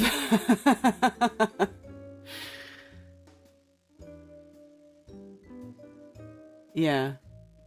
I mean, Now there are things that are much more puzzling. Like, I feel like these cathedrals, they're cool to look at, think about, talk about and stuff. But what's really puzzling are those big monolithic structures, like those stones, those impossibly huge monolithic stones. That's the mind-blowing stuff. Like, what's up with that?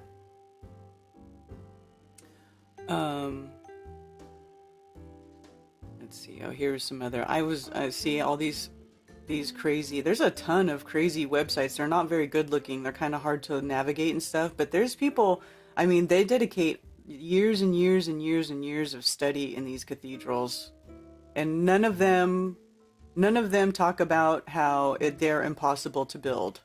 Like, none of them.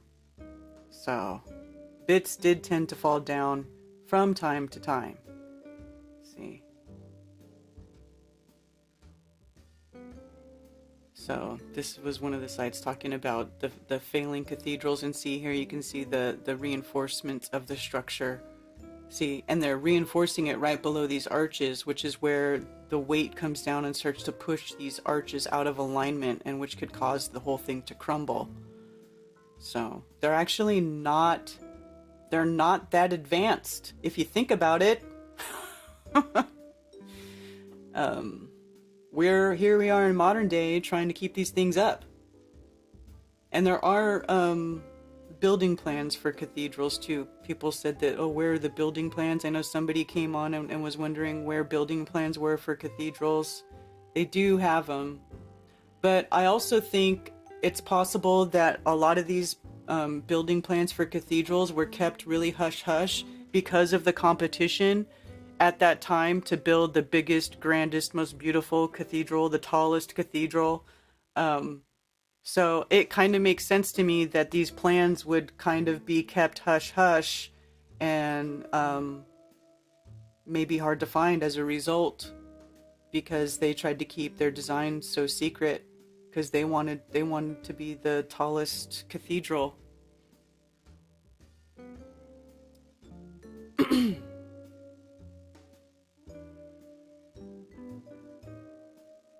Where did all destruction? They built a lot of these cathedrals. They built quarries. It talked about a lot of these mason. They would basically start a quarry if they were going to build a cathedral. They would, okay, we're going to find a quarry nearby, and they would just go and start quarrying the stone from someplace nearby. And like I said, they bred. France was the biggest breeder of Percheron workhorses at that time, so much so that they were imported to America for the longest. All right, so they used these big, beautiful workhorses for carrying materials. Okay, these animals are massive, massive, strong animals. They also used, well, later on they would use trains. After they used the horses to build the railroads, then they would use railroads to transport materials. But obviously, around the time of the cathedrals, they were using horses, because that's what they had.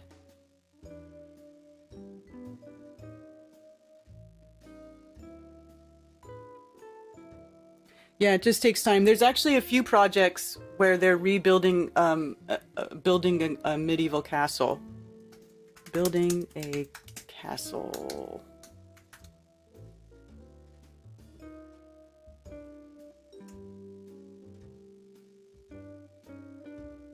So there, I know they were building one in France. I wonder if this is that one. They lost French castle that's taking 25 years to rebuild.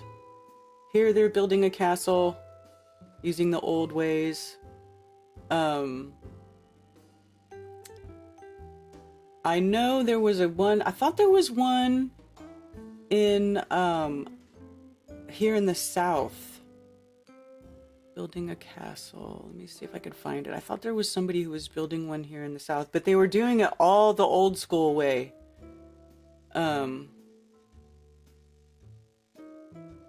Building a medieval castle in modern times.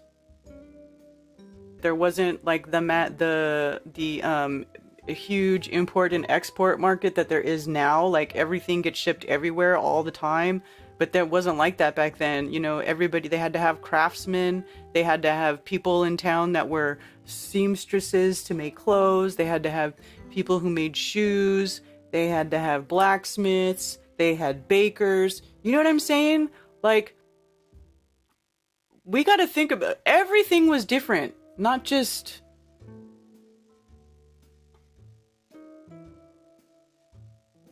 They would... What? Major tech for what? What would they have needed major tech for? You can't just say they would have needed major tech. Needed major tech for what? Be specific. This is what I don't get. Like, you know, you can't just say stuff. Horse and buggy. They didn't build this with a horse and buggy. Well, no shit, they didn't. You know?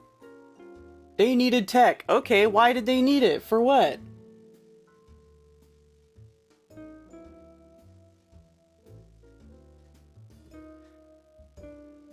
This is what I say. Somebody clearly wrote the English Bill of Rights, and all the laws that resulted is the basis of the Constitution and the laws of the courts use.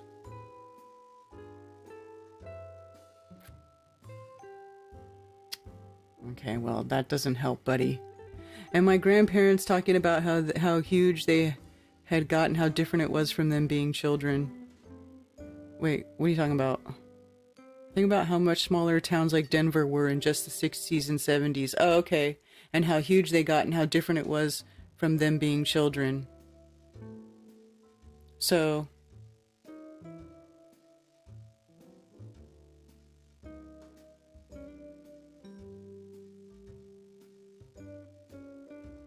Butcher, the baker, the candlestick maker, exactly.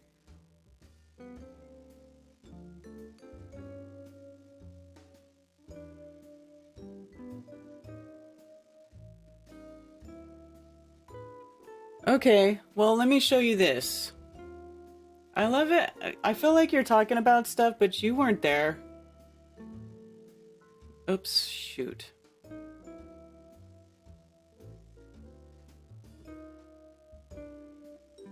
History of humans working with horses.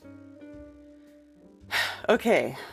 Horses and people have been working together for thousands and thousands of years. Horses, okay, literally gave humans the power to propel themselves forward greatly in civilization. That's undeniable.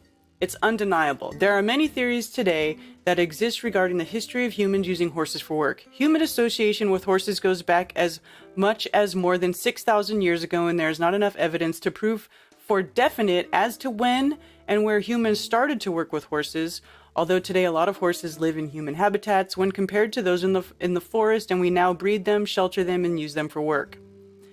So this is going to go, this gives a basic rundown about the era of horses, okay?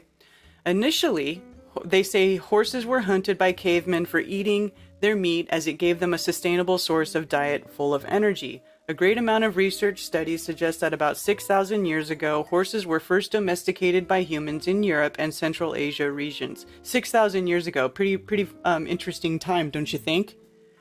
So basically, since the beginning of known time, horses were first domesticated by humans in Europe and Central Asia. In those days, donkeys were mostly used for transporting and carrying burden from one place to another, right? They used donkeys.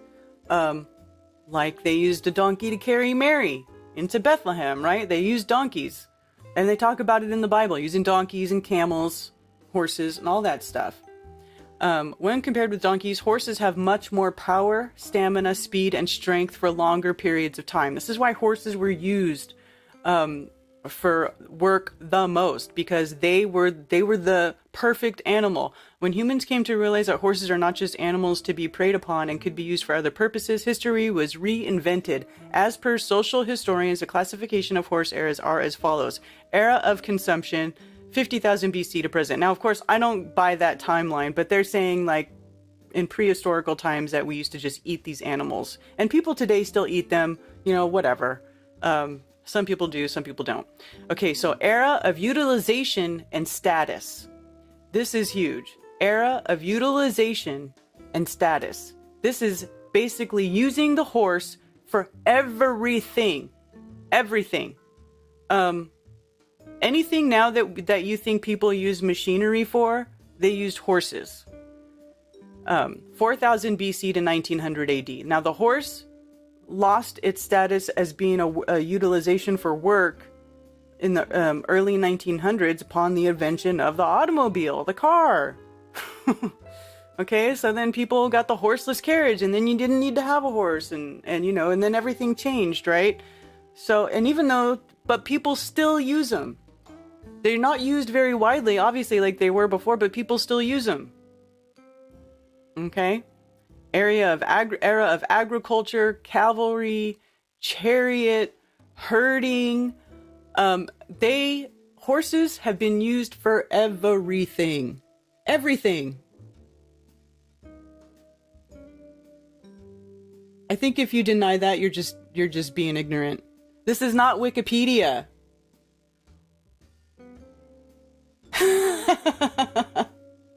This is not Wikipedia. I mean, I don't know how anybody can even deny the history of horses and humans. How can you deny that?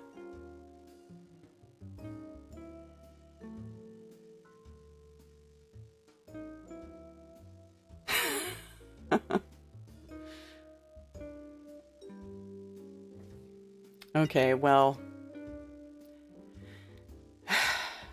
I just don't see any evidence of that. I don't see any evidence of that.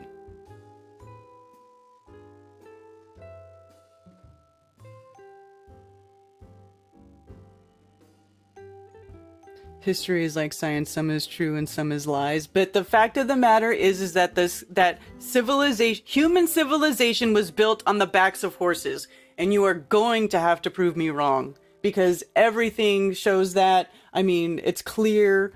even archaeological sites of humans living alongside of herd animals. I mean, come on. Now you're just denying reality. And they denote engine power as horsepower.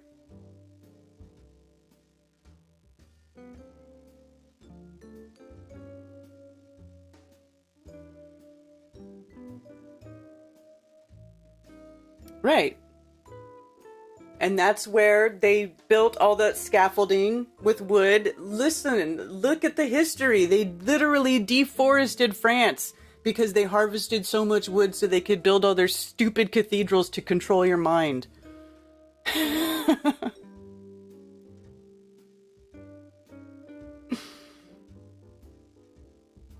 Square compass levels, leverage, and horsepower. Thank you. I'm surprised anyone here doesn't think humans used horses. Okay, but you can't... Listen, you guys got to be really careful when you go about all of our reality is fake. You got to really be careful about that. I mean, listen... This is part of the deception that's been put upon us, okay? This is part of it. This is part of the trick, right? They have you question, now that you found out that reality isn't what you were told, you are questioning reality to the point of ridiculousness. You're questioning point to the reality where you're denying things that are literally so obvious, it's like blatantly obvious right in your face. And you can't just write off completely everything that that is, you know, out there in front of you because they have lied to you. And this is the part of the trick. They have interweaved the lies so intimately with the truth that a lot of people are still having trouble deciphering what is a lie and what is true. And that's what part of this journey is. That's why we have these discussions. That's why we talk about this stuff, because we're still trying to weed our way through what is a lie and what is true. But you can't, I mean, look at the Amish people. You're looking at a whole civilization of people who exist right here in modern day who literally use horsepower for everything. Everything. So, you know, you can't go so far down the path of everything is fake that you're literally denying, you're denying obvious realities. And you got to be careful about going down that slippery slope. Where, okay, now humans, we can't do anything. It was all giants. It's proof that there's giants. It's just like, you know, everybody shares those Iwaranon videos, the first series, Lost History of Flat Earth, you know, and all that stuff where he talks about Tartaria and Antiquitech and blah, blah, blah. You know, and everybody shares that around like, oh, it's so awesome and so great, right? But then when he does the videos like he's been doing recently, like the one he just released where he talks about how is it just another version of the space lie? You know, and I agree with that. Have we gotten so, you know, has everybody gone so far off the deep end with assuming that reality is a lie that now we're just gonna completely disregard 100% of everything that we have in front of us to look at and just completely make up our own story about it and then say that that's truth? I mean, how does that make you any better than the people who created the lies to begin with?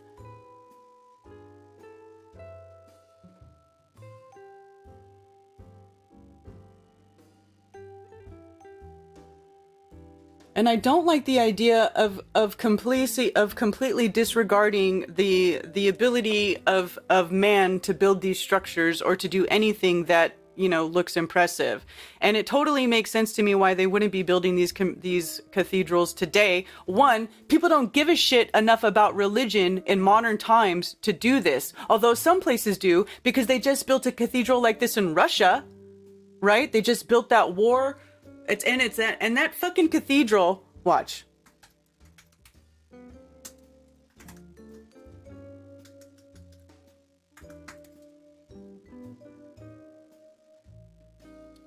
Which one is it?